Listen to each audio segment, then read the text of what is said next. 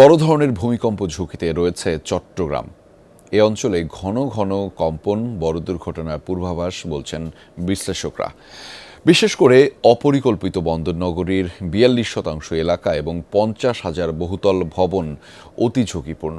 কিন্তু সেই তুলনায় সম্ভাব্য বিপর্যয় সামাল দিতে প্রস্তুতি নেই বললেই চলে।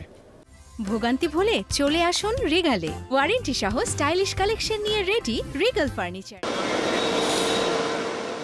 কদিন পরপরই ভূমিকম্প অনুভূত হয় চট্টগ্রাম অঞ্চলে।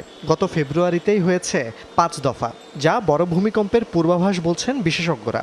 সম্প্রতি ভেনিজুয়েলায় ভয়াবহ ভূমিকম্পের পর আবারও আলোচনায় এই শঙ্কা।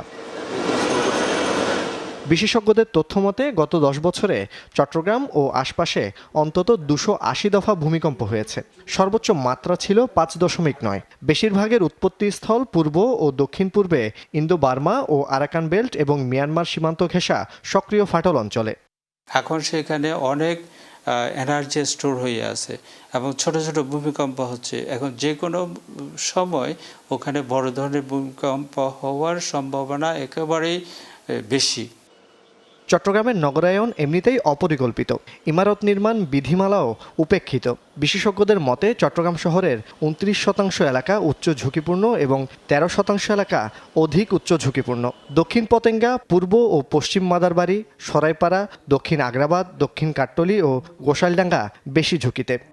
ভূমিকম্প সহায়ক ভবন হিসাবে নির্মাণ করার জন্য যা যা অনুসরণ করতে হবে সেটা কিন্তু স্পষ্টভাবে বলা আছে। এইটার প্র্যাকটিস ছিল না মানুষের মধ্যে। যারা ভবন নির্মাণ করে তাদেরকে বেশিরভাগ সময় ইঞ্জিনিয়াররা মিসগাইড করে। ২০২৫ সালে সিডিএর প্রতিবেদন অনুযায়ী চট্টগ্রামের অন্তত ৬৫% অর্থাৎ ৫০,০০০ বহুতল ভবন ধ্বংসের ঝুঁকিতে। বড় মাত্রার ভূমিকম্পে বিপুল ক্ষয়ক্ষতির পাশাপাশি ২.৫ লাখ মানুষের প্রাণহানির সংখ্যা রয়েছে। কিন্তু পরিস্থিতি সামাল দিতে কতটা প্রস্তুত চট্টগ্রাম? নতুন যতগুলো বিল্ডিং হচ্ছে, প্রাথমিক পর্যায়ে যদি আপনি কোনো একটা বিল্ডিংকে ধরেন তাহলে এটা খুব সহজে এটাকে সমাধা করা যায়। কিন্তু একটা বিল্ডিং যখন ৮তলা ১০তলা হয়ে যায় তখন মানুষ প্রশ্ন করে আপনারা সিডিএর লোকেরা ছিলেন কোথায়? ফায়ার ব্রিগেড এককভাবে তো এরকম একটা ম্যাসিভ ডিজাস্টার এককভাবে মোকাবেলা করতে পারবে না। সেক্ষেত্রে অবশ্যই ফায়ার ব্রিগেড এর সাথে অন্যান্য যে অ্যাসিস্ট্যান্স সেটা দরকার হবে। জুবায়েত ইবনে শাহাদাত, যমুনা নিউজ, চট্টগ্রাম।